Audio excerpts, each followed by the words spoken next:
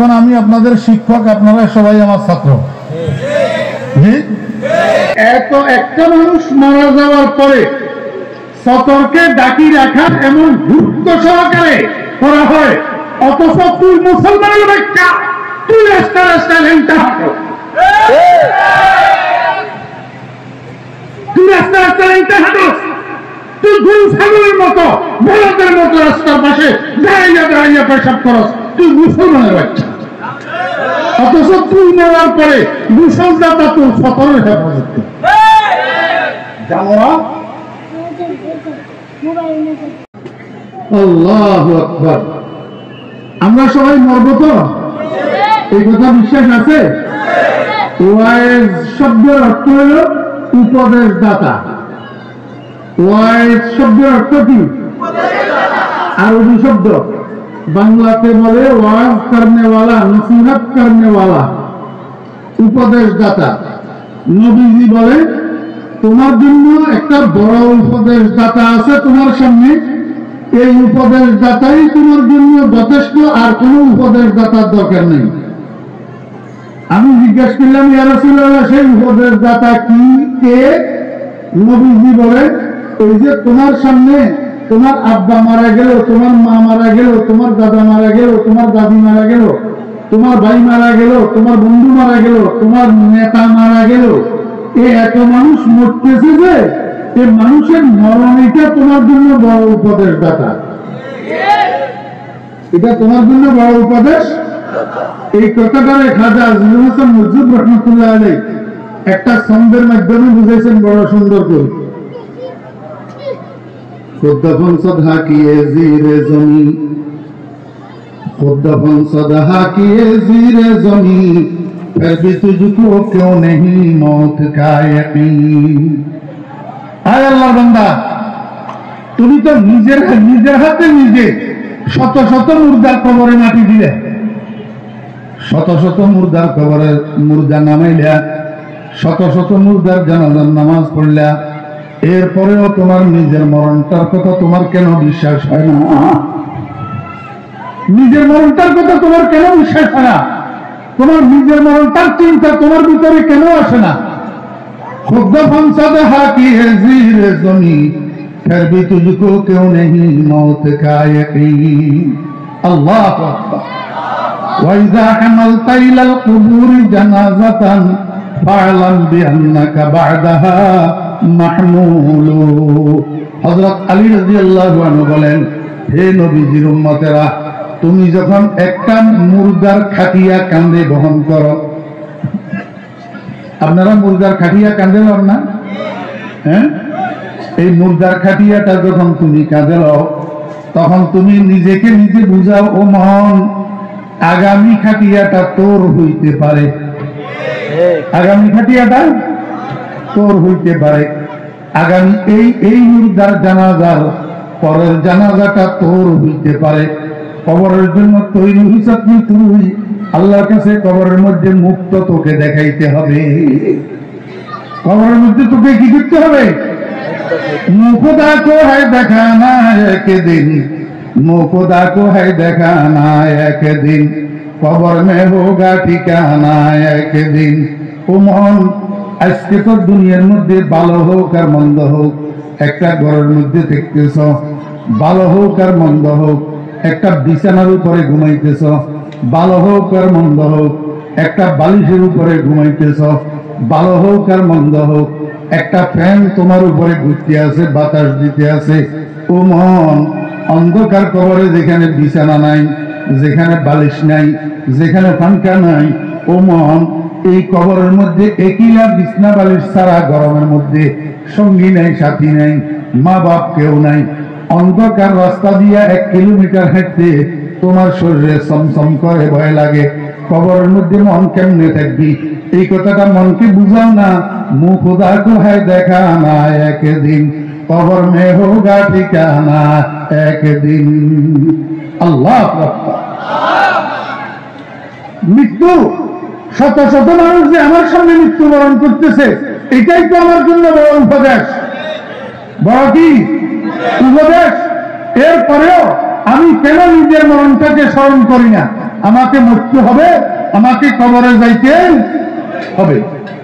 আমার ভাইয়েরা, দোস্ত আবার হাজার হাজার বছর আমাকে কবরে শুয়ে থাকতে হবে। কবরে শুয়ে থাকার পরে এইবার আমি কি করব? আমার ভাইয়েরা, দোস্ত আবার একদিন ইসরাফিল আলাইহিস সালাম সিংহার মধ্যে ফুঁক দিলে, এই সিংহার ফুঁকে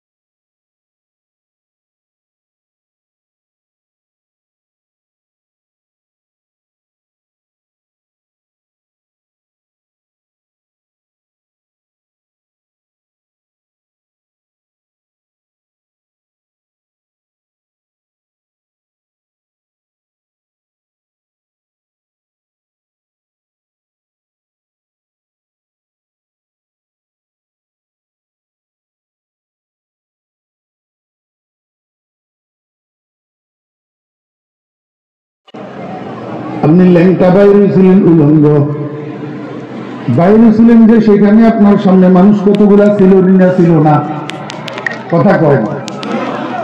যে সময় মায়ের ঘরের থেকে বাইরে ছিলেন সেই সময় মানুষ কতগুলা ছিল নি আপনার সামনে? মা বাপ, দাদা দাদি, ফুফু খালা ইত্যাদি ইত্যাদি। এমনকি কোনো কোনো সময় হসপিটালে সিজারে যদি ডেলিভারি হয়, ডাক্তার এবং নার্সেরা অত ছিল ছিল না? তা আপনি কাপড় চোপড়ে বাইরে ছিলেন না ল্যাংটা? আপনি যে ল্যাংটা বাইরে নিলেন, এই উলনার কারণে সেদিন আপনার কাছেও শরম লাগে নাই, যাদের সামনে বাইরেছেন তাদের কাছেও শরম লাগে নাই। ঠিক না বেঠিক? হ্যাঁ, আপনি যে ল্যাংটা বাইরে ছিলেন মায়ের ঘরের থেকে, আপনার কাছেও লজ্জা লাগে নাই, যাদের সামনে বাইরেছিলেন তাদের কাছেও লজ্জা লাগে নাই। কারণ এটা আপনার লজ্জা লাগার বয়স ছিল না। লজ্জা লাগার কি ছিল না? আল্লাহ হাবিব জনাব রাসূলুল্লাহ সাল্লাল্লাহু আলাইহি ওয়াসাল্লাম বলেন, উম্মত, তুমি কবরের থেকে যে হাশরের মাটি উঠবা, হুফাতান উরাতান গুরলা, হুফাতান উরাতান গুরলা, তোমার মাথা খোলা, মাথার মধ্যে কোনো কিছু দিয়ে আবৃত করা থাকবে না, টুপি থাকবে না, পাগড়ি থাকবে না, অন্য কিছু ক্যাপ, হেলমেট কোনো কিছু দিয়ে আবৃত করা থাকবে না।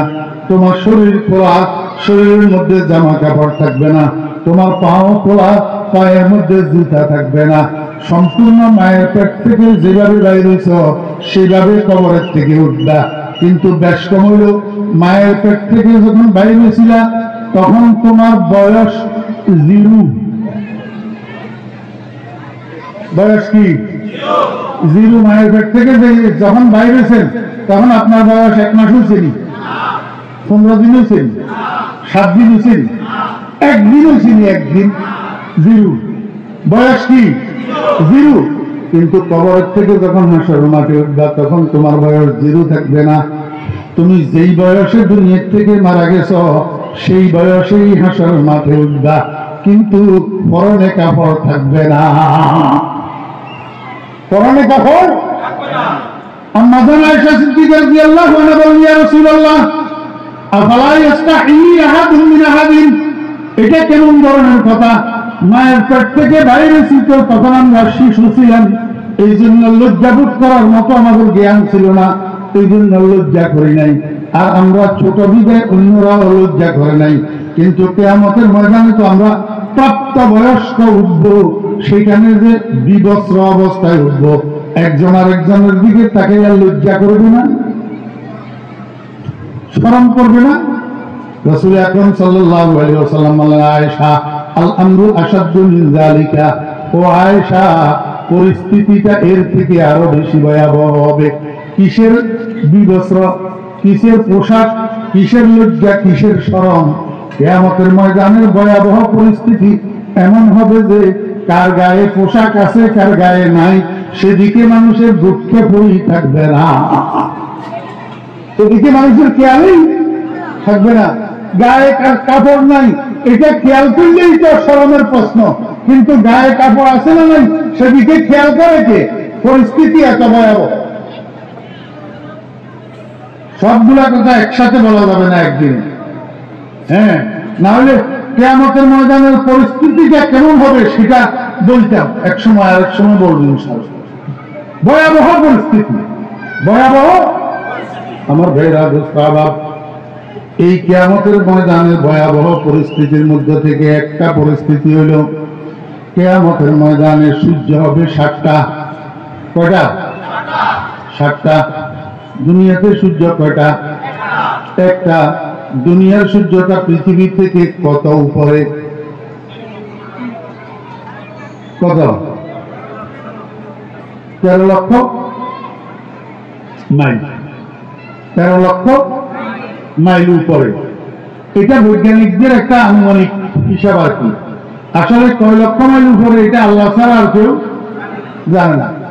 যাই হোক, দুনিয়ার মানুষ নবচারীরা চাঁদে যাইতে পারছে, সম্ভব হলে সূর্য লইয়া দেখাও না পারবে, ধারে কাছেও যেতে পারবে না, জ্বলিয়া ছাই হইয়া যাবে। আল্লাহু আকবার। পৃথিবী থেকে 13 লক্ষ গুণ সূর্য, 9 কোটি 30 লক্ষ মাইল উপরে, 9 কোটি 30 লক্ষ মাইল উপরে। আমার ভাইরা, এই সূর্যটাকে আল্লাহ পাক রব্বুল আলামিন ফিট করছেন বুকের দিক উপরের দিকে দিয়া, পিঠের দিক নিচের দিকে দিয়া। সাধারণত সূর্যের তাপ বুকের সাইডে বেশি, পিঠের সাইডে কম। বুঝছেন না? বুঝেন না? এর উপরন্ত আল্লাহ পাক রব্বুল আলামিন সূর্যের 2 পাশে 2জন ফেরেশতা নিয়োগ করছেন। এই 2জন ফেরেশতা আল্লাহ পাকের হুকুমে প্রতিনিয়ত সূর্যের 2 দিক থেকে অবিরাম ভাবে বরফ ছিটাইতে আছে, বরফ সূর্যের উপরে বরফ ছিটাইতে আছে। আল্লাহকে আমার ফেরেশতারা খবরদার, 1 সেকেন্ডের জন্য বরফ ছিটানো বন্ধ করবি না। যদি 1 সেকেন্ডের জন্য বরফ ছিটানো বন্ধ করিস তো পৃথিবীটা জ্বলিয়া ছাই হইয়া যাবে, আমার বান্দাদের বসবাসের উপযোগী আর থাকবে না। বুঝছেন না? বুঝেন? যদি একটা সূর্যের তাপ 9 কোটি 30 লক্ষ মাইল উপরের থেকে এত ফেরেশতাদের বরফ ছিটানোর পরে ফিটের তাপ, সূর্যের ফিটের তাপে যদি পৃথিবীর গরম এমন হতে পারে, গ্রীষ্মকালে জুন জুলাই মাসে কুকুরেরা পর্যন্ত খালের পানির মধ্যে নামি থাকে জিব্বা দায়ী করি গরমের চোটে। আর আপনারা তো যদি আধা ঘন্টা কারেন্ট না থাকে তাহলে আপনাদের অবস্থা কেরোসিন হয়ে যায়। কিসের কারণে? এই সূর্যের তাপে। একটা সূর্যের ফিটের তাপ 9 কোটি 30 লক্ষ মাইল উপরের থেকে যদি এরকম হয়, কিয়ামতের ময়দানে আল্লাহর হাবিব বলছেন 7টা সূর্য হবে। কয়টা সূর্য? 7টা সূর্য। এই সবগুলা সূর্য মাথার 1 থেকে 1.5 হাত উপরে ফিট করা হবে, সবগুলা বুকের দিক নিচের দিকে করে দেওয়া হবে। এইবার আমাকে বলেন, আমরা যেই পৃথিবীতে বসবাস করি, এই পৃথিবীর ভূমিটা কি? মাটি না? কি? মাটি। কিয়ামতের ময়দানে ভূমি হবে তামা। কি হবে? তামা। মাটির স্বভাব হলো মাটি ঠান্ডা। মাটি ঠান্ডা না গরম? মাটি ঠান্ডা। মাটি ঠান্ডা। আস্তে গরম হয়, কোন দিক থেকে তাপ পাইলে গরম হয়, কিন্তু খুব স্লোলি আস্তে গরম হয়। আবার তাপ দেওয়া বন্ধ হয়ে গেলে তখন দ্রুত ঠান্ডা উঠে, দ্রুত দিয়ে যায়। এবারে মাঝখানে একটা কথা বলি, আমার যুবক ভাইয়েরা, গাজীপুরবাসী ও তরুণবাসী ভাইয়েরা, যুবক ভাইয়েরা, তরুণ ভাইয়েরা, রাজনীতি করো যে আমার ছোট ভাইয়েরা, একটু মনোযোগ দিয়ে শোনো। আমাকে, তোমাকে, সমস্ত মানুষকে আল্লাহ পাক আগুন দিয়া বানাইলো না, পানি দিয়া বানাইলো না, বাতাস দিয়া বানাইলো না, মাটি দিয়া কেন বানাইলো? মাটি দিয়া বানাইলো কেন? বাকি 3টা ধাতুর মধ্যে মানুষের ক্ষতি করার স্বভাব আছে, আগুনের মধ্যে মানুষের ক্ষতি করার স্বভাব। বিস্তারিত এখন বলতে পারলাম না সময়ের অভাবে। আগুনের মধ্যে মানুষের ক্ষতি করার স্বভাব, পানির মধ্যে মানুষের ক্ষতি করার স্বভাব, বাতাসের মধ্যে মানুষের ক্ষতি করার স্বভাব, কিন্তু একমাত্র মাটি মানুষের ক্ষতি করে না, মানুষের উপকার করে। মাটি ঠান্ডা, মাটি নম্র, মাটি ভদ্র, মাটি সহনশীল। মাটি কয়, ও দুনিয়ার মানুষ, আমাকে দিয়া তোরা যত উপকৃত হইতে পারস হইয়া নে। আমারে বোরিং কর, আমারে গর্ত কর, আমারে খনন কর, আমার উপরে জুতা পায়ে দিয়া আমারে ভদ্রদলিত কর, আমার উপরে পায়খানা বানা, পেশাবখানা বানা, যা মনে চায় তা কর, আমাকে দিয়া তোরা উপকৃত। আমি কোনোদিন প্রতিবাদ করব না, আমি কোনোদিন উহু করব না। মাটি ঠান্ডা, মাটি নম্র, মাটি ভদ্র, মাটি ধৈর্যশীল, মাটি সহনশীল।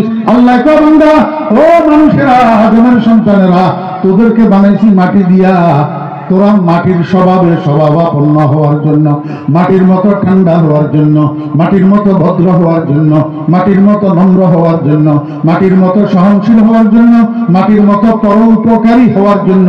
কিন্তু আফসোস, তোদেরকে মাটি দিয়া বানাইলাম, তোরা আগুনের স্বভাব কোথায় পাইলি, পানির স্বভাব কোথায় পাইলি, বাতাসের স্বভাব কোথায় পাইলি, মানুষের জ্বালানোর স্বভাব কোথায় পাইলি, উড়াউড়ি করার স্বভাব কোথায় পাইলি, লাফালাফি করার স্বভাব কোথায় পাইলি, মানুষ মারার স্বভাব, মানুষের ক্ষতি করার স্বভাব, সন্ত্রাসের স্বভাব কোথায় পাইলি, হাইটেকের স্বভাব কোথায় পাইলি, মানুষের মাথায় আঘাত করার স্বভাব কোথায় পাইলি?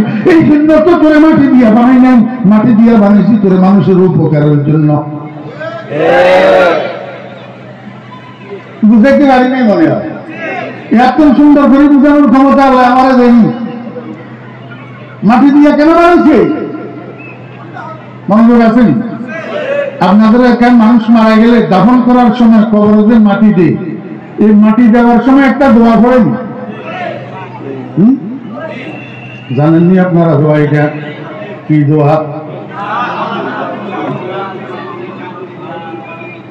আফসোস, অনেকেই জানে না, আবার অনেকে জানে যে অশুদ্ধ। অনেকে জানে যে কি অশুদ্ধ। আমার বেরাজ দোস্ত ভাবিটা কোরআন শরীফের আয়াত, অশুদ্ধ পড়লে কবিরা গুনাহ হবে। কোরআন শরীফের আয়াত আমার নবী কবরে মাটি দেওয়ার সময় পড়ছেন, সুন্নত হিসাবে আমরাও পড়ি, কিয়ামত পর্যন্ত মানুষ পড়বে। মিনহা খালাকনাকুম ওয়া ফিহা নুঈদুকুম ওয়া মিনহা নুখরিজুকুম তারাতান উখরা। এটা কবরে মাটি দেওয়ার দোয়া। মুর্দারে কবরে নামার সময় আরেকটা দোয়া আছে, কথা কয় জি। মুর্দারে কবরে রাখার সময়, কবরে নামানোর সময় আরেকটা দোয়া আছে, সে বলেন তো এই দোয়াটা কি? কথা কয় না, এখন ভারে না। আরে মুসলমান, মুর্দারে কবরে নামানোর সময় দোয়াটা এত পণ্ডিতি শিখলা, এত সাহিত্য শিখলা, এত বিজ্ঞান শিখলা, এত জ্ঞান অর্জন করলা, এত কিছু শিখলা, এত রাজনীতি শিখলা, এত রাজনীতি করলা, এত নেতা হইলা, এত কর্মী হইলা, কিলা হইল, মুর্দারে কবরে রাখার দোয়াটা তুমি মুসলমানের বাচ্চা জানো না? বিসমিল্লাহি বলেন, আমার মুখে মুখে বলেন, বিসমিল্লাহি ওয়া আলা মিল্লাতি রাসূলিল্লাহ। এটা তো কয় না, শক্ত, মুখে দিয়ে বাইরে দিতে চাই না। সবাই বলেন, সবাই, বিসমিল্লাহি ওয়া আলা মিল্লাতি রাসূলিল্লাহ। বিসমিল্লাহি ওয়া আলা মিল্লাতি রাসূলিল্লাহ। বিসমিল্লাহি, মুখস্থ করেন, বিসমিল্লাহি ওয়া আলা মিল্লাতি রাসূলিল্লাহ। অর্থ কি? অর্থ হ্যাঁ, আল্লাহর নামে, রাসূল।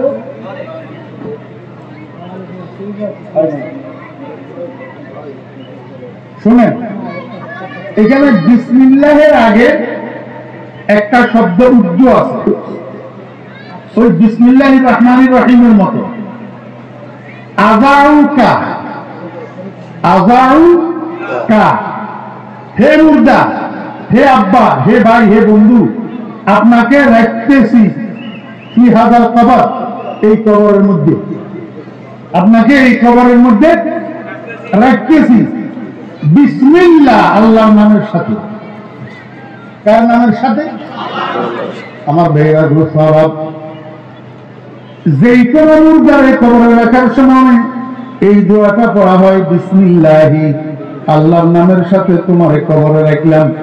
এখন যেই মুর্দাটাকে কবরে রাখা হইতেছে, এই মুর্দাটা তার জীবদ্দশায় আল্লাহর নামের সাথে কতটুকু সম্পর্ক রাখছে? আসিল সম্পর্ক? আফসোসের বিষয়, যে মানুষটাই কয় দেয়ার ইজ নো গড, যেই মানুষটাই কয় দেয়ার ইজ নো গড, যেই মানুষটাই কয় আমি বাজার থেকে মাছ নিলাম, আমার বউয়ে কুটা কাটা করি সুন্দর করে রান্না করলো, আর আমরা স্বামী স্ত্রী দুজন মজা করে খাইলাম, আর তোমরা মোল্লারা তো আল্লাহ খাওয়াইছে, আল্লাহ কেমনে খাওয়াইল?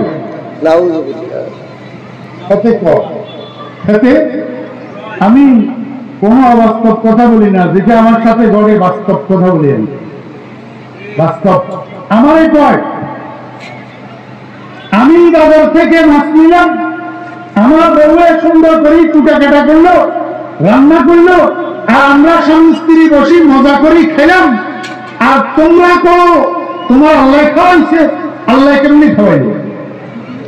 আমার ভাইরা দোস্ত বাবারা, এই কথাটা যে মানুষটা বলল, এই মানুষটা আস্তিক না নাস্তিক? ইমানদার না বেঈমান? এর সাথে আল্লাহর নামের সাথে সম্পর্ক আছে?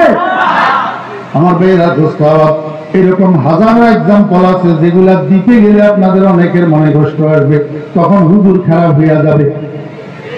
হুজুর কি হয়ে যাবে? খারাপ হয়ে যাবে। ও ভাইরা দোস্ত, এই জাতীয় কথা যাদের মুখ থেকে বাইর হয়, এই মানুষগুলো যদি কবরে রাখার সময় বলা হয় বিসমিল্লাহ, তোমাকে আল্লাহর নামের সাথে কবরে রাখলাম, লাভটা হবে কি? লাভটা হবে কি?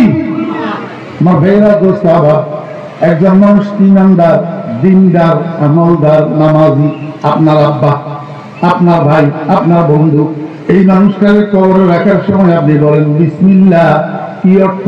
ও আব্বা, আপনাকে কবরে রাখতেছি আল্লাহর নামের সাথে, কারণ যেই জায়গাতে, যেই বাড়িতে, যেই দেশে আপনারা রাখি যেতেছি, এখানে যদি কেউ আপনাকে মারে, আপনাকে কেউ যদি পিটায়, আপনারে কেউ যদি কষ্ট দেয়, একমাত্র বাঁচানেওয়ালা আল্লাহ ছাড়া আর কেউ না। ঠিক না বেঠি? রক্ষাকারী কে? কেন বুঝো না মুসলমান? কেন বুঝো না? তোমার দলে সেদিন তোমার রক্ষা করবে না, তোমার নেতা সেদিন তোমার রক্ষা করবে না, তোমার নেত্রী সেদিন তোমাকে রক্ষা করবে না। ও যুবকেরা, কেন বুঝো না? নিজের কর্মফসল নষ্ট করি কিসের দল করতেছ, কিসের নেতা পূজা করতেছ, কিসের নেত্রী পূজা করতেছ? কবরে যখন তোমার মারা শুরু করবে ফেরেশতা, সেদিন রক্ষাকারী একমাত্র আল্লাহ ছাড়া আর কেউ না। বজুজ রহমতে পানাহে মিলতে আর বজুজ গোফরা সাহারা মিলতে আর। এই জন্য আব্বা বিসমিল্লাহ, আপনাকে আল্লাহর নামের সাথে রাখলাম। অর্থ কি? অর্থ আব্বা, আপনাকে এই নির্জন জায়গায় আল্লাহর হাওয়ালা করে দিলাম, আল্লাহর সফর্দ করে দিলাম। বিসমিল্লাহ, আল্লাহকে বান্দা আমার সফর্দ করবি যে তোর মন মতো, তোর নিজস্ব মতামত অনুসারে আমার সফর্দ করলে তোর আব্বা রক্ষা পাবে না। তুই সফর্দ করতে হবে আমার বন্ধু মুহাম্মদুর রাসূলুল্লাহ সাল্লাল্লাহু আলাইহি ওয়াসাল্লামের তরিকা মতো। এই বলাইটা অর্থ বুঝছে না? দুই অর্থ। এখন আমি যে বয়ান করি, এখন এটা এতে শোনেন না, বুঝছেন? তুই অর্থ বুঝছ, তুই এখন এটা শুনতেছ না কেন?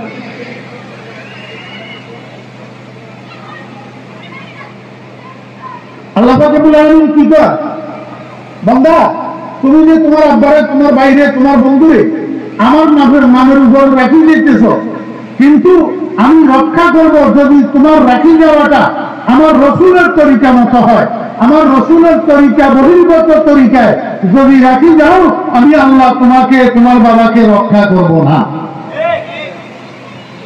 আমার ভাইরা দোস্ত, তুমি এতে মানুষ মারা গেলে সব মানুষগুলাকে সমাধিস্থ করা হয় এক তরিকায় না বিভিন্ন তরিকায়। বড় খারাপ একটা কথা শুন না, মনে সে তোমার মনে করবো নষ্ট করে, তুমি এখান দিব ভাই হোক না, সে আমার দৃষ্টি পর্যন্ত নষ্ট করতেছে। মনোযোগ আছেন? পৃথিবীতে যত মানুষ মারা যায় সব মানুষের এক তরিকায় সমাধিস্থ করা হয় না তরিকা ভিন্ন ভিন্ন আছে? বুঝি কইয়েন। আমাদের দেশে হিন্দু ভাইয়েরা মারা গেলে ওদেরকে আমাদের তরিকায় সমাধিস্থ করা হয় না তরিকা ভিন্ন? আগুনে জ্বালায়, আগুনে জ্বালানোর পরে সেখানে সাইজ যেগুলা হয় এই ছাইগুলার এক জায়গায় গর্ত করি, সেখানে এই ছাইগুলার দাফন করে। এবার এটার উপরে একটা মন্দির নির্মাণ করে, ওই মন্দিরের এক পাশে নাম লেখে স্বর্গবাসী শ্রী শ্রী হরেশচন্দ্র দেবনাথ। আপনারা মনে হয় দেখেন না? হ্যাঁ, স্বর্গবাসী দেখে কি রাশি? স্বর্গবাসী মানে জান্নাতে অলরেডি গেছে গা, বেহেশতে অলরেডি গেছে গা। আসলে গেছে নি যায় না। আমার বেরা গোস্বাভাবেরা লেখে স্বর্গবাসী শ্রী শ্রী হরেশচন্দ্র দেবনাথ। এটা হল হিন্দুদের সমাধিস্থ করার তরিকা। বুদ্ধ আছে না? বুদ্ধ, এই বুদ্ধ এগুলো মারা গেলে এই পর্যন্ত কোমর পর্যন্ত গর্ত একটা করে, গর্ত একটা করি লাশটারে হাঁটু ভাঙ্গি হাত ভাঙ্গি এভাবে দলা করি গর্তের মধ্যে বসাই দিয়ে, দলা করি গর্তের মধ্যে কি করে দিয়ে বসাই দিয়ে, বসি উপর দিয়ে মাটি ফেলা দিয়ে উপরে মন্দির একটা তুলে দিয়ে ওই মন্দিরের মধ্যে নাম লিখে দিয়ে। আমার ভাইরা দোস্ত আরো অনেক মৈয়ত মারা গেলে, অনেক মুর্দা মারা গেলে এদেরকে দাফনও করা হয় না, পড়ানো হয় না, বুদ্ধিস্টের মতো মাটির মধ্যে চাপা দেওয়া হয় না, বরং শরীরের মধ্যে পাথর বান্ধি সাগরের মধ্যে নিয়ে পানির ভিতরে ছাড়ি দিয়ে। পানির ভিতরে কি করে? এটাই এদের সমাধিস্থ করার তরিকা। সমাধিস্থ করার কি তরিকা? একটা কথা বুঝেন, আপনারা করবেন হুজুর, আপনারা তো মোল্লারা বলেন যে কবরের মধ্যে ফেরেশতা দুইটা আইয়ে মুনকার নকির জিজ্ঞাসা করে মার রব্বুকা ওয়া মা দীনুকা ওয়া মান হাযা রাজুলুল্লাযী বুইসা ফীকুম। যদি তিন প্রশ্নের উত্তর সঠিক দিতে পারে তাহলে কবরের মধ্যে বেহেশতের বিছানা বিছাই দেওয়া হয়, বেহেশতের পোশাক পরাই দেওয়া হয়, বেহেশতের দিকে ছিদ্র করে দেওয়া হয়, বেহেশত কবরকে 70 গজ এদিকে 70 গজ এদিকে 70 গজ এদিকে 70 গজ এদিকে প্রশস্ত করে দেওয়া হয়।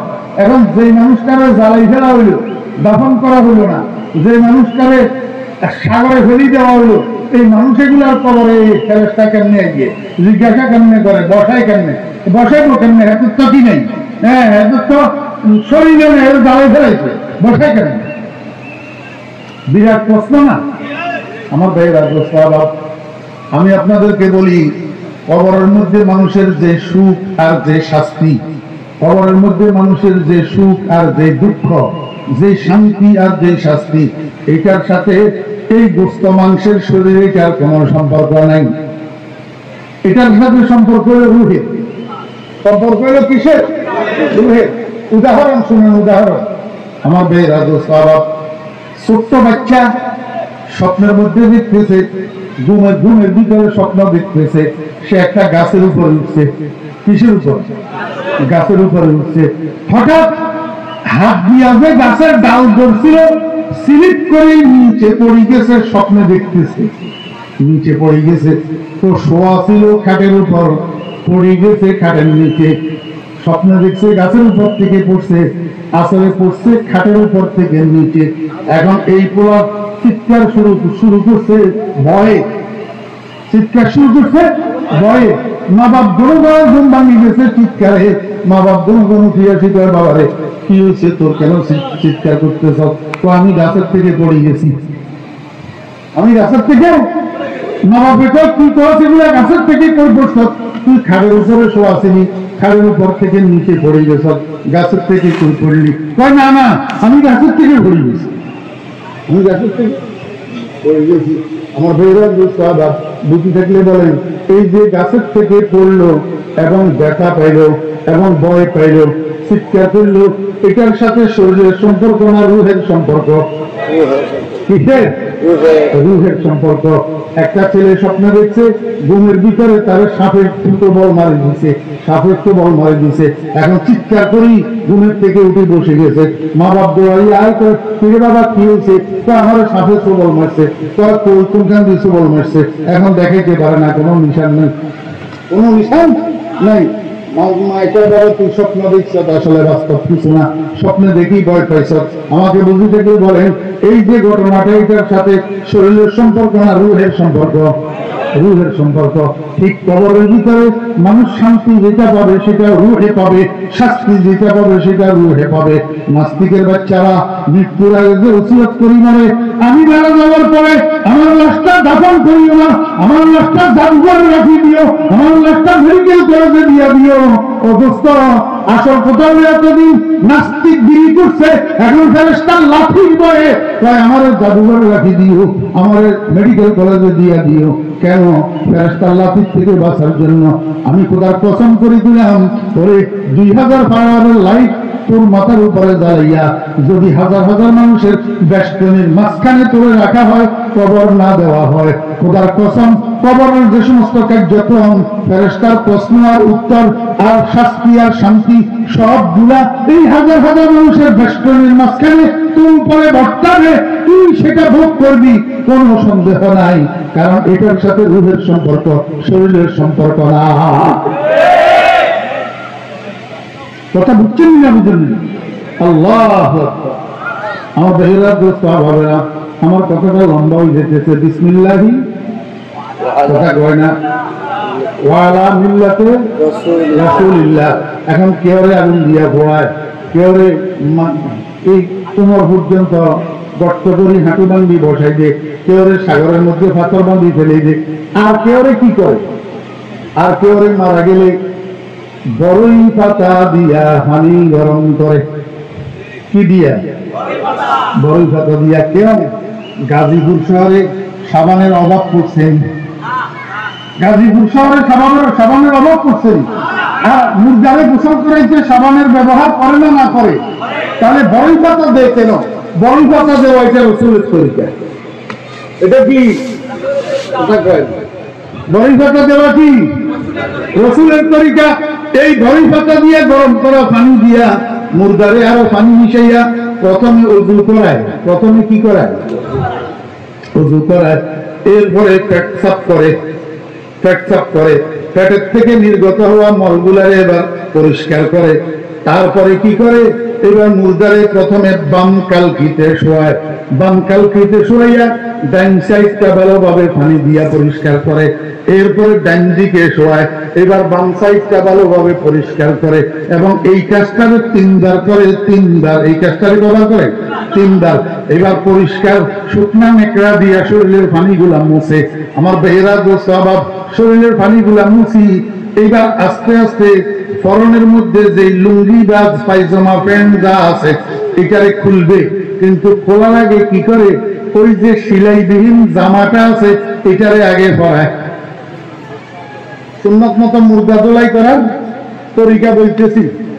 আগে জামাটা কি করে? পরায়। এই জামাইটারে পরাইয়া এবার জামাইটার নিচে দিয়ে হাত দিয়া লুঙ্গি প্যান্ট জামা যেগুলো আছে এগুলারে খুলি টানি বাহির করে নিয়ে আসে, যাতে সতরটা উন্মুক্ত না হয়, সতরটা দেখা না যায়। এত একটা মানুষ মারা যাওয়ার পরে সতর্কে ডাকি রাখার এমন গুরুত্ব সহকারে করা হয়, অথচ তুই মুসলমানের ব্যাখ্যা, তুই রাস্তা রাস্তায় লেনটা হাঁটো, তুই রাস্তা রাস্তায় লেনটা হাঁটো, তুই গরু ছাগলের মতো বলদের মতো রাস্তার পাশে দাঁড়াইয়া দাঁড়াইয়া পেশাব করস, তুই মুসলমানের বাচ্চা। অথচ তুই মরার পরে মুসলদাতা তোর সতরের হেফাজত জানো না।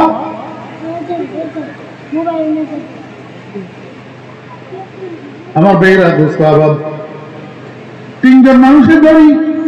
এবার গোসলের জায়গা থেকে পরিধান করেন জামাইটা সহকারে নিয়ে যায় খাটিয়ার উপর। খাটিয়ার উপর আগের থেকে দুইটা কাপড় বিছানো আছে। কয়টা কাপড়? দুইটা। পরানো হয়েছে জামাইটা সহ মোট কয়টা হইল? তিনটা। তো জামা তো পরানো হয়েছে, এখন খাটিয়ার উপরে নিয়ে রাখছে। এখন এখানের মধ্যে আছে কি আমার ভাইয়েরা, দোস্ত আবাব? একটা চাদর আর একটা লুঙ্গি। একটা চাদর আর একটা লুঙ্গি। সিলাইওয়ালা না সিলাই দিহি? তো প্রথমে আল্লাহু আকবার আমার ভাইয়েরা, এই প্রথমে উপরের কাপড়টা পরিধান করাবে। আগে কোন দিক উঠবে? ডাইন দিক না বাম দিক? আগে কাপড়ের কোন দিক উঠবে? মুসলমান ভাইরা দোস্ত আবাব, এই জন্যই তো আমি বলছিলাম আপনারা মুসলমান ঠিকই, কিন্তু ইসলামের অনুশাসন গুলা ঠিক মতো জানেন না। সব বিষয় ডাইন সুন্নত, কিন্তু মুর্দাকে কাফন পরানোর ক্ষেত্রে বাম সুন্নত। মুর্দাকে কাফন পরানোর সময় কি সুন্নত? বাম সুন্নত। কেন বাম সুন্নত? ও ভাইরা দোস্ত আবাব, সবাই আমার দিকে তাকান। নামাজের নিয়ত বাঁধেন, আল্লাহু আকবার মানছেন? হ্যাঁ, বাঁধেন। নামাজের নিয়ত বাঁধেন, আল্লাহু আকবার। হাত কোনটা উপরে কোনটা নিচে? ডান হাত উপরে, বাম হাত নিচে। ও বেরা দোস্ত আবাব, কাফনের কাপড় যদি বাম পাশেরটা আগে উঠান তাহলে সেটা নিচে পড়বে, ডাইনেরটা পরে উঠেলে সেটা উপরে পড়বে। আর যদি ডাইনেরটা আগে উঠান তাহলে সেটা নিচে হইয়া যাবে, উল্টা হবে। কি হবে? আল্লাহ হাবিব জনাব রাসূলুল্লাহ সাল্লাল্লাহু আলাইহি ওয়াসাল্লামকে আমার উম্মত, সারা জীবন তুমি নামাজ পড়ছো, মুসল্লি ছিলা, এইভাবে হাত বাঁধছো, ডাইন হাত উপরে বাম হাত নিচে। এখন কবরে যাওয়ার সময় একটু মুসল্লি সাজিয়া কবরে যাও, কাফনের কাপড়টা তোমার বান্দা হাতের মতো যেন হয়। বামেরটা আগে উঠাও, ডাইনেরটা পরে উঠাও। এটা সুন্নত। এটা কি সুন্নত? আপনার বলাই জানেনি?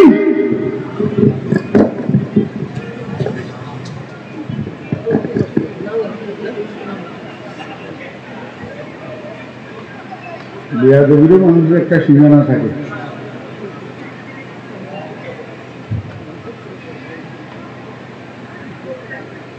কথা হিসাবটা বুঝছেন? নামাজি কি? নামাজি তো যাতে সারা জীবন নামাজ পড়ে নাই, নামাজের সাথে তার কোনো সম্পর্ক নাই, তাতে তুমি কাফনের কাপড় দিয়ে নামাজি বানাই দিলে হবে কি? তাতে জানে মনে হয় নিন দেখি যেভাবে মনে চাই এইভাবে কি কর, কিন্তু এইটা রসুলের তরিকা, এটা রসুলের তরিকা। আচ্ছা আসেন এবারে খাটিয়া বহন করে নিয়ে গেলেন মাঠে, জানাজার নামাজ পড়লেন, কয় তাকবীর? 4 তাকবীর। কার তরিকা? লেনিনের নাকি আব্রাহাম লিঙ্কন? কার তরিকা? তো তুমি সারা জীবন দেখবা, পুরোটা জীবন আব্রাহাম লিঙ্কনের গণতন্ত্রের পাগল হইয়া মুহাম্মদুর রাসূলুল্লাহ সাল্লাল্লাহু আলাইহি ওয়াসাল্লামের তরিকার পাগল হইলা না। এখন মরণের পরে রাসূলের জানাজা তোমার কি দরকার? তুমি ওসিয়ত করি মরো, আমি আব্রাহাম লিঙ্কনের অনুসারী, আমার জানাজার নামাজের দরকার না। হকতায় আহমদ কথা গরম করতে বিজয় গেল। হ্যাঁ, চট্টগ্রামের বাসায় করে কলিমা নাই খায়, না কলিমা হারাম খায়। তুমি সারা জীবন আব্রাহাম লিঙ্কনের অনুসারী, এখন মরার পরে জানাজার নামাজের তোমার কি দরকার? এটা তো রাসূলের তরিকা। কার তরিকা? এখন জানাজার নামাজ পড়ছে, এবার একবার মুর্দারে কবরে নামাও, কোন দিক দিয়ে নামায়? আপনাদের দেশে মুর্দারে কবরে পূর্ব পাশে দিয়ে নামায়। হ্যাঁ, এটাও না, কোন দিক দিয়ে? পশ্চিম পাশে দিই। পাও থাকে উত্তর দিকে, মাথা থাকে দক্ষিণ দিকে। কোন দিকে? মাথা উত্তর দিকে, পাও দক্ষিণ দিকে। এইভাবে কবরে শোয়াই। এবারে কয় যে এই তোমরা কবরে যারা আছো, এই মুখটারে একটু কেবলামুখী করে দিও, মুখটারে একটু কি করে দিও?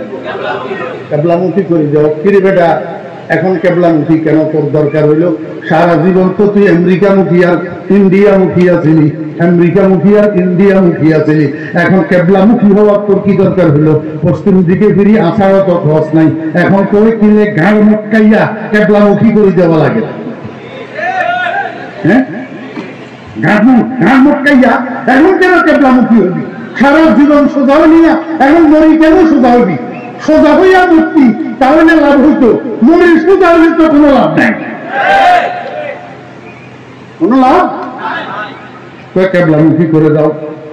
আমার একটু বুঝি দেখলে বলুন তো, এই পর্যন্ত যাহা কিছু করা হলো এই নিয়তের সাথে, এটা রসুলের তরিকা না লেনিন কার্ল মার্কসের তরিকা, না বুশের তরিকা, না মোদির তরিকা? কার তরিকা? মুহাম্মদুর রাসূলুল্লাহ সাল্লাল্লাহু আলাইহি ওয়াসাল্লামের তরিকা। এই জন্য ওই মুর্দা কবরে যারা নামায়, এরা মুর্দারে সম্বোধন করি কয় বিসমিল্লাহি ওয়া আলা মিল্লাতি রাসূলিল্লাহ। আব্বা, আপনাকে আল্লাহর নামের সাথে কবরে রাখতেছি, আর আপনাকে হিন্দুদের তরিকায় কবরে রাখতেছি না, বুদ্ধদের তরিকায় কবরে রাখতেছি না, খ্রিস্টানদের তরিকায় কবরে রাখতেছি না। শুরু থেকে আপনার ইন্তেকালের পর থেকে কবরে রাখা পর্যন্ত পুরাটা তরিকা মুহাম্মদুর রাসূলুল্লাহ সাল্লাল্লাহু আলাইহি ওয়াসাল্লামের তরিকায় আপনারে কবরে রাখলাম। আল্লাহ কয় বান্দা, এই না তোর আব্বারে এখন আমি হেফাজত করবো, যেহেতু আমার বন্ধুর তরিকায়, আমার বন্ধুর তরিকায় যেহেতু কবরে রাখছ, আমি তোর আব্বারে এখন হেফাজত করবো। কথা বুঝছেন না? বুঝেন না? আমি এই কথাটা বলার জন্য আপনাদেরকে এখানে আনি নাই, এখানে আনছিলাম ওই মাটি দেওয়ার দোয়াটা বুঝানোর জন্য। মিনহা খালাকনাকুম, মিনহা, আল্লাহ কে বান্দা এই কবরের যে মাটি দিবা, এই মাটি দেওয়ার সময় তুমি তোমার জীবনের ইতিহাসটা একটু স্মরণ করো। তোমার আমি কি দিয়া বানাইলাম? আমি 4টা ধাতু দিয়া এই ভূমন্ডল নবমন্ডল সমগ্র সৃষ্টি জগৎ বানাইছি 4টা ধাতু দিয়া, আগুন, পানি, মাটি, বাতাস। এর মধ্যে তোমারে আগুন দিয়া বানাই নাই, তোমারে পানি দিয়া বানাই নাই, তোমারে বাতাস দিয়া বানাই নাই, তোমারে আমি মাটি দিয়া বানাইছি।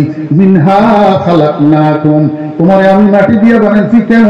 তুমি মাটির মতো হইবা, মাটির মতো ঠান্ডা, মাটির মতো নরম, মাটির মতো ভদ্র, মাটির মতো সহনশীল, মাটির মতো ধৈর্যশীল, মাটির মতো পরের উপকারী। তুমি এখন আগুনের মতো পোড়াপুড়ি করো কা, জ্বালাও পোড়াও করো কা, পানির মতো ঘোরাঘুরি করো কা, বাতাসের মতো লাফালাফি করো কা। তুমি মাটির তৈরি যে কথা মনে হয় ভুলে গেছ। এই জন্য কবরে মাটি দেওয়ার সময় তোমার জীবনের উৎস কি, ইতিহাসটা একটু স্মরণ করো। মিনহা খালাকনাকুম। কিন্তু অন্ধ মুসলমান সারা জীবন করলো মিনহা খালাকনাকুম, কিন্তু কেন করতেছে এটার অর্থ কি এই অন্ধ মুসলমানে জানে না। আমার ভাইরা, দোস্ত, আবার কিয়ামতের ময়দানে সূর্য কয়টা হবে মনে করে আছেন? কিয়ামতের ময়দানে সূর্য কয়টা? 7টা। জমিন কিসের হবে? তামার। দুনিয়াতে জমিন মাটি। মাটির স্বভাব হলো আস্তে গরম হয় এবং তাপ না ফেলে তাড়াতাড়ি ঠান্ডা হয়ে যায়। আর তামার স্বভাব হলো দ্রুত গরম হয়, সামান্য একটু তাপ পাইলে অধিক গরম হয়ে যায়। একবার গরম হইতে পারলে সহজে আর ঠান্ডা হয় না, সহজে আর ফিরে না। এবার বুঝে থাকলে বলুন, এই 7টা সূর্যের তাপে তামার জমিনটা কেমন গরম হবে? আল্লাহ হাবিব জনাব রাসূলুল্লাহ সাল্লাল্লাহু আলাইহি ওয়াসাল্লাম বলেন, কোন কোন আল্লাহু আকবার মানুষের পায়ের তালুতে এই গরম লাগিয়া, পায়ের তালুতে গরম লাগিয়া মাথার মগজ গুলা ফুটফুট করে উঠলাইতে থাকবে।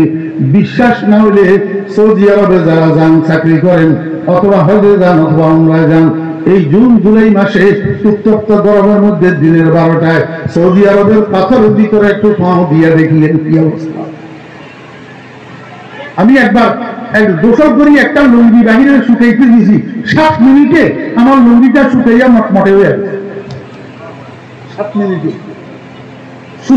দুনিয়ার সূর্যের গরমে যদি সৌদি আরবের পাথর এমন গরম হয়, 7 সূর্যের তাপে কিয়ামতের ময়দান কেমন গরম হবে? ও আমার যুবক ভাইয়েরা, তরুণ ভাইয়েরা, একটু বেশি গরম, একটু বেশি ঠান্ডা, একটা মশার কামড়, একটু সূর্যের তাপ আগুনের বরদাস্ত করতে পারো না। কিয়ামতের ময়দানে 7 সূর্যের তাপ কেমনে বরদাস্ত করবা? আল্লাহর হাবিব জনাব মুহাম্মদ রাসূলুল্লাহ সাল্লাল্লাহু আলাইহি ওয়াসাল্লাম বলেন, আমার উম্মত কিয়ামতের মাঠে একটা জায়গা আছে, যে জায়গাটার উপরে একটা শামিয়ানা আছে। এই দেখেন এত বড় মাঠের মধ্যে পুরাটার মধ্যে শামিয়ানা নাই, মাঝখানে একটু জায়গার মধ্যে শামিয়ানা আছে। এখন যদি সূর্য দেখতো, এই শামিয়ানার কারণে এখানে রৌদ্র পড়তো না, ছায়া হইতো। কিয়ামতের ময়দানের মধ্যে একটা নির্দিষ্ট জায়গা আছে, সেটা চতুর্দিকে বাউন্ডারি করা আছে। এক জায়গায় নির্দিষ্ট একটা গেট আছে, ওই গেটে ফেরেশতা প্রহরী আছে। আমার ভাইয়েরা দোস্তাবাব, রাসূল আকরাম সাল্লাল্লাহু আলাইহি ওয়াসাল্লাম কয়, এটা কিসের শামিয়ানা? কয়, এটা আল্লাহ পাকের আরশের শামিয়ানা। আল্লাহ পাকের আরশের শামিয়ানা। আল্লাহ পাকের আরশের নিচে যে জায়গাটা, এটার মধ্যে সাত সূর্যের তাপ থাকবে না। কিয়ামতের ময়দানের আল্লাহু আকবার ভয়াবহ গরমি সেখানে থাকবে না। কিয়ামতের ময়দানের ভয়াবহ পরিস্থিতি সেখানে থাকবে না। এই আল্লাহ পাকের আরশের নিচের জায়গাটা সুশীতল হবে, শান্তিপূর্ণ হবে, আরামপূর্ণ হবে। সেখানে কিয়ামতের ময়দানের অস্থিতিশীল কোনো পরিবেশ থাকবে না। সাহাবীরা জিজ্ঞাসা করে, ইয়া রাসূলুল্লাহ, আল্লাহ পাকের আরশের নিচে এই সুশীতল ছায়ার মধ্যে আল্লাহ পাক কাদেরকে জায়গা দিবেন? রাসূল আকরাম সাল্লাল্লাহু আলাইহি ওয়াসাল্লাম কে, আমার উম্মতেরা, ফেরেশতারা কিয়ামতের মাঠের মধ্যে ঘুরি ঘুরি কিছু কিছু মানুষের টিকেট দিবে। টিকেট এই টিকেট যারা পাবে, তারা মেইন গেটে যাইয়া ফেরেশতা প্রহরীর টিকেট এটা দেখাইলে ফেরেশতা প্রহরী গেট খুলে দিবে, তার জন্য বরাদ্দ করা আসন সে গ্রহণ করবে আল্লাহ পাকের আরশের শামিয়ানার নিচে। সাহাবী কয়, ইয়া রাসূলুল্লাহ, কারা তারা যারা টিকেট পাবে কিয়ামতের ময়দানে? রাসূল আকরাম সাল্লাল্লাহু আলাইহি ওয়াসাল্লাম বলেন, 7 প্রকারের মানুষ। কত প্রকার? মনোযোগ আছেনি? এই 7 প্রকারের মানুষটা যদি মুখস্থ রাখতে পারেন, তাহলে আল্লাহর রহমতে আমার বলাও কামিয়াব, আপনাদের শোনাও কামিয়াব, এই মাহফিল কামিয়াব। কালকে সকাল থেকে যদি এই গুণগুলো আমরা অর্জন করতে পারি, কয় প্রকার? 7 প্রকার। এই মনোযোগ আছেনি? 1 নম্বর, ইমামুন আদিল। ইমামুন আদিল। ও বেরা দুস্তাবাব, ন্যায় পরায়ণ বাদশাহ, ন্যায় পরায়ণ শাসক, ন্যায় পরায়ণ প্রশাসক, ন্যায় পরায়ণ বিচারক, ন্যায় পরায়ণ রাজা, ন্যায় পরায়ণ নেতা, যাদের হাতে বিচার কার্য থাকে, শাসন কার্য থাকে, এরা যদি ন্যায় পরায়ণ হয়, আল্লাহ পাক রব্বুল আলামিন কিয়ামতের ময়দানে ফেরেশতা দিয়া তাকে টিকেট দেওয়াবে। সেই টিকেট দিয়া আল্লাহ পাকের আরশের নিচে শামিয়ানার মধ্যে সে আসন গ্রহণ করতে পারবে, 7 সূর্যের তাপে তাকে পাবে না। বুঝেননি? বুঝেননি? ও ভাইরা দোস্তাবাব, 1 নম্বর শাসক হলো পরিবারের কর্তা। পরিবারের কর্তা। আপনি যেই পরিবারের কর্তা, যেই পরিবারের হুকুমদাতা, যেই পরিবারের উপার্জনকারী, যেই পরিবারের আপনি পরিচালক, সেই পরিবারের মধ্যে কারো উপরে আপনি অন্যায় শাসন করতে পারবেন না, অন্যায় বিচার করতে পারবেন না। আপনার নিজের মেয়ে আর পুত্রবধূ যদি ঝগড়া লাগে, আপনার নিজের মেয়ে আর পুত্রবধূ যদি ঝগড়া লাগে, আপনি পুত্রবধূর কথা না শুনি, শুধু নিজের মেয়ের কথা শুনি, অন্যায়ভাবে বিচার করে দিলেন, পুত্রবধূরে গালাগালি করলেন, আপনার বেআইনেরে গালাগালি করলেন, এমনকি ঘর থেকে বাইর করে দিলেন, পুত্রবধূটাকে ছেলে সহ বাইর করে দিলেন, আপনার মেয়ের কথা ধরি, আপনি অন্যায়কারী, আপনি জালেম। মনে রাখবেন, এই অন্যায়ের কারণে কিয়ামতের ময়দানে আল্লাহর দরবারে আপনাকে জবাবদিহিতার কাঠগড়ায় দাঁড়াইতে হবে। আর যদি আপনি মেয়ের কথা শোনার পরে পুত্রবধূরে ডাকেন, ছেলের বউরে ডাকেন, বাবারে কি হয়েছে আমার একটু বল, ছেলের বউটাও শুনলেন, নিজের মেয়েরটাও শুনলেন, আপনি আপনার বিবেকের সাথে বোঝাপড়া করলেন, কাটটা রাইট কাটটা রং। যদি মেয়ে রাইট হয়, মেয়ের পক্ষে রায় দেন, যদি ছেলের বউ রাইট হয়, ছেলের বউয়ের পক্ষে রায় দেন। আপনি ছেলের বউ যদি রাইট হয়, আপনি আপনার মেয়ের পক্ষে রায় দিলে আপনি ন্যায় বিচারক হবেন না, ন্যায় পরায়ণ হবেন না। কিয়ামতের ময়দানে আরশে আজিমের নিচে ছায়ার মধ্যে জায়গা পাবেন না। ইমামুন আদিল। এরকম 1000 উদাহরণ আমি আপনাদের সামনে দিতে পারবো, কিন্তু এখন সময় তো নাই। 1 নম্বর। 2 নম্বর, রাজুলুন কলবুহু মুআল্লাকুন বিল মসজিদি ইযা খারাজা মিনহু হাত্তা ইয়াউদা ইলাইহি। আল্লাহর হাবিব বলেন, ওই ব্যক্তি কিয়ামতের ময়দানে আরশের ছায়ার মধ্যে জায়গা পাবে, যে ব্যক্তির অন্তরটা হামেশা মসজিদের সাথে লাগানো থাকে। হামেশা কিসের সাথে? মসজিদের সাথে বান্ধা থাকে। এই মসজিদের থেকে একবার যে বাইর হইছে জোহরের নামাজ পড়ি, আর একবার আসরের নামাজের জন্য মসজিদে আসা পর্যন্ত তার মনটা মসজিদের সাথে টাঙ্গা থাকে, মসজিদের সাথে বান্ধা থাকে। বারবার খালি গড়ি চায় আসরের নামাজের সময় আসতেছেনি, আসরের নামাজের সময় হইতেছেনি, আসরের নামাজের আজান হইতেছেনি, কান খাড়া করে রাখে। বরাবর শত কাজের ভিতর দিয়াও মসজিদের কথা মনে পড়ে, নামাজের কথা মনে পড়ে। নামাজ শেষে ভুলে না, মসজিদকে ভুলে না। এই মানুষটারে আল্লাহ কিয়ামতের ময়দানে আরশের মধ্যে ছায়া দান করবেন, আরশের নিচে ছায়া দিবেন। ও ভাইয়েরা, 2 নম্বর, 3 নম্বর, আল্লাহু আকবার। রাসূল আকরাম সাল্লাল্লাহু আলাইহি ওয়াসাল্লাম বলেন, রাজুলুন দাআতহু ইমরাআতুন যাতু হাসাবিন ওয়া জামাল ফাকালা ইন্নী আখাফুল্লাহ। মনোযোগ আসেনি? এই জিনিসটা বর্তমানে একটু বেশি, একটু খেয়াল করে শুনেন। একটা মানুষের একটা সুন্দরী রূপসী মেয়ে আহ্বান করলো, ডাকলো তার সাথে দৈহিক মিলনে লিপ্ত হওয়ার জন্য।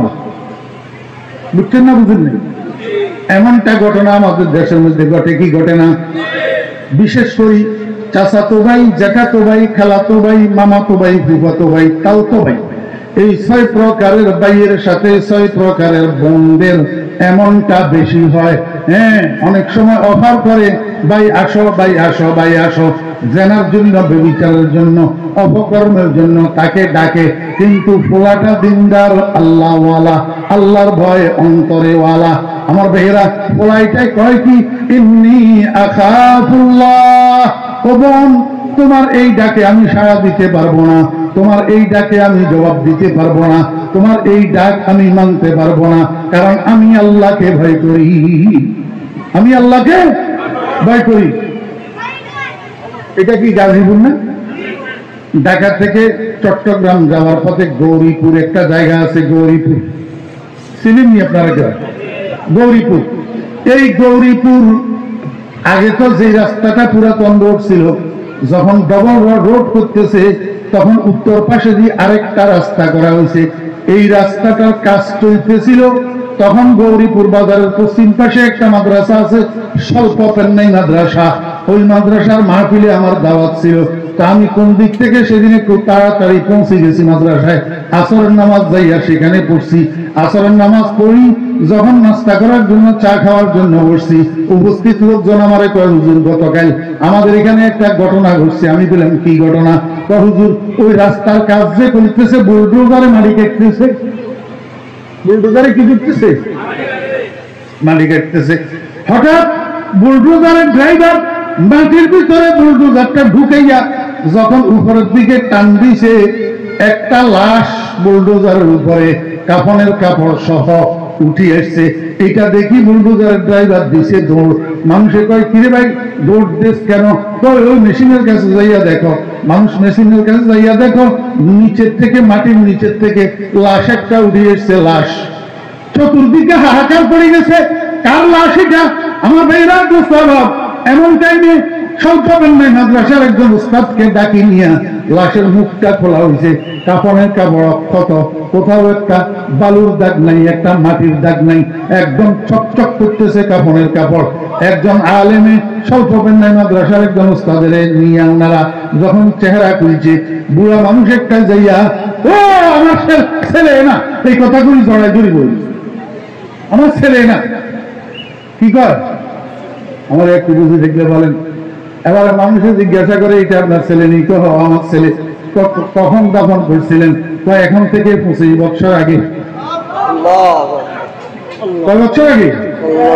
25 বছর আগে। আমি সামনে তো এখন থেকে 25 বছর আগে দাফন করছি। আপনার ছেলেটা কেমনে মারা গেছে? কেমনে মারা গেছে এটা তো জানি না। আমার ছেলে ছিল মালয়েশিয়া ছিল। যখন সে মালয়েশিয়াতে মারা গেছে তখন তার বয়স 25 বছর বয়স। এখন পর্যন্ত বাঁচি থাকলে বয়স হতো 50। বয়স হতো কত? 50। আমার ভাইয়েরা দোস্ত, আবার এখন বুড়া যখন নিজের ছেলেরে শনাক্ত করছে, তো ওলামা ইকরামরা সহ একত্রিত হইয়া সেখান থেকে উঠাইয়া আরেক জায়গায় নতুন কবর খনন করি, সেখানে এই ছেলেটারে নিয়ে দাফন করা হয়েছে। 25 বছরের যুবক, 25 বছরের যুবক, এখনো চেহারা, শরীর সবকিছু 25 বছরের যুবক, অক্ষত অবস্থায় কাফনের কাপড় সহ। আমি পরবর্তীতে এটা নিয়ে যখন স্বল্প নাই মাদ্রাসায় আলোচনা হইতেছে, কথা আলোচনা হইতে হইতে শুনতে পাইলাম এই ছেলেটা মালয়েশিয়া থাকাকালীন মালয়েশিয়াতে ফ্যাক্টরিতে চাকরি করত। ওই ফ্যাক্টরির মধ্যে অনেক বিদেশি মেয়েরা তাদের সহকর্মী হিসাবে চাকরি করত। আমাদের বাংলাদেশি অনেক পোলারা চরিত্রহীন হইয়া যেত এই বিদেশি মহিলা কর্মী এগুলার সাথে জড়াইয়া, বিদেশি মহিলা কর্মী এগুলার সাথে জড়াইয়া চরিত্রহীন হইয়া যেত, নিজের চরিত্র ঠিক দেখতে পারত না। কিন্তু এই পোলাটা কি একটা নাম জানি আমি ভুলে গেছি। এই পোলাটা যতদিন মালয়েশিয়া ছিল ততদিন অনেকে অনেক চেষ্টা করছে এই পোলাটাকে অন্য রাস্তায় নিয়ে যাওয়ার জন্য, খারাপ রাস্তায় নিয়ে যাওয়ার জন্য, কিন্তু কেউ কোনোদিন সফল হয় নাই। এই পোলা 5 ওয়াক্ত নামাজ পড়তো, জীবনেও চরিত্র খারাপ করে না। একটা যুবক ছেলে আমার মেয়েরা চরিত্র হেফাজত করার কারণে, চরিত্র ঠিক রাখার কারণে আল্লাহ পাক তাকে নিয়ামত দিয়েছেন, পুরস্কৃত করছেন। কি করে কিয়ামত পর্যন্ত তার শরীরটা বক্ষণ করা মাটির জন্য হারাম করে দিয়েছে, মাটির জন্য তার শরীরকে বক্ষণ করা হারাম করে দিয়েছে। ও যুবক ভাইরা, এমনি ভাবে নামাজ ধরো, এমনি ভাবে চরিত্রের হেফাজত করো, আল্লাহ পাক তোমাকে এই নিয়ামত দান করবে ইনশাআল্লাহ। চরিত্রের হেফাজত করো। হ্যাঁ, রাজুলুন দাআতহু ইমরাতুন যাতু হাসাবিন ওয়া জামাল ফাকালা ইন্নী আখাফুল্লাহ।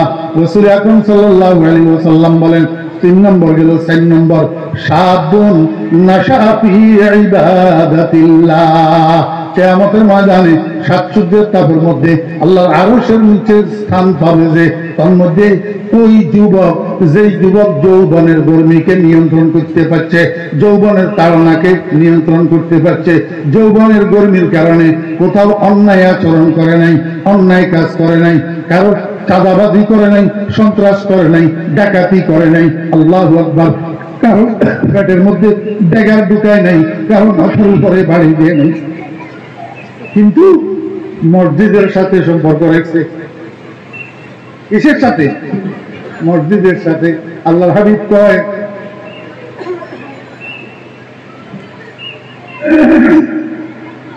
এই যুবককে কিয়ামতের ময়দানে আল্লাহ পাক আরশের ছায়ার মধ্যে জায়গা দিবেন। কয় নম্বর গেল? 5 নম্বর, আল্লাহু আকবার, রাজুলানে তাহাব্বা ফিল্লাহ ইজতামা আলা যালিকা ওয়াফতারাকা আলাইহি।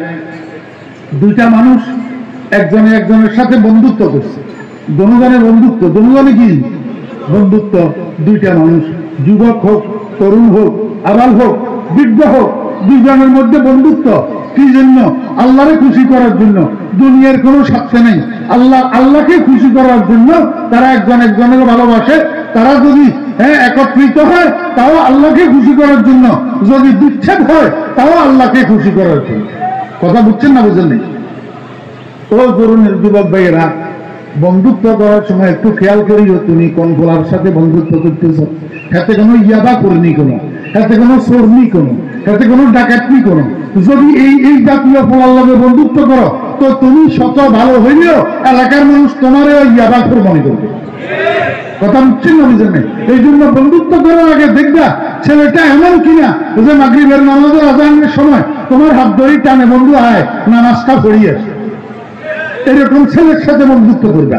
রাজুলানে তাহাব্বা ফিল্লাহ। আল্লাহ হাবিব জনাব রাসূলুল্লাহ সাল্লাল্লাহু আলাইহি ওয়াসাল্লাম বলেন 6 নাম্বার, রাজুলুন তাসাদদাকা বিসাদাকাতিন ফাআফাহা হাত্তা লা তা'লামা শিমালুহু মা তুনফিকু ইয়ামিনুহু। ওই মানুষটাকে আল্লাহ পাক কিয়ামতের ময়দানে আল্লাহর আরশের ছায়ার মধ্যে জায়গা করে দিবেন। যে মানুষটা আল্লাহর রাস্তায় সদকা করে, আল্লাহর রাস্তায় দান করে, গরিব দুঃখী, এতিম, বিধবা, অসহায়, গরিব মাদ্রাসার ছাত্র এগুলারে সাহায্য করে, দান করে, ডাইন হাতে দান করে বাম হাতে টের পায় না, বাম হাতে দান করে ডাইন হাতে টের পায় না। রাজুলুন তাসাদদাকা বিসাদাকাতিন ফাআফাহা হাত্তা লা তা'লামা শিমালুহু মা তুনফিকু ইয়ামিনুহু। এখন তো আমরা দান করি মারহাবা করানোর জন্য। 1 পাওয়া আটা দান করতেছে, 1 কেজি আটা 7 জনে মিলি বলে।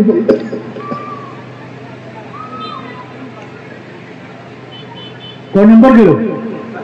6 নম্বর। আর 1 নম্বর, রাজুলুন যাকারাল্লাহ খালিয়ান ফাফাযাত আইনাহু নিরিবিলিতে নির্জনে একা একিত্বে বসে বসে আল্লাহ জিকির করবেন, চোখের পানি ছাড়িয়ে দিবেন, চোখের পানি ছাড়িয়ে দিবেন, আল্লাহ জিকির করবেন, আল্লাহ পাক কিয়ামতের ময়দানে আরশের মধ্যে জায়গা দিবেন। ওয়া আখিরু দাওয়ানা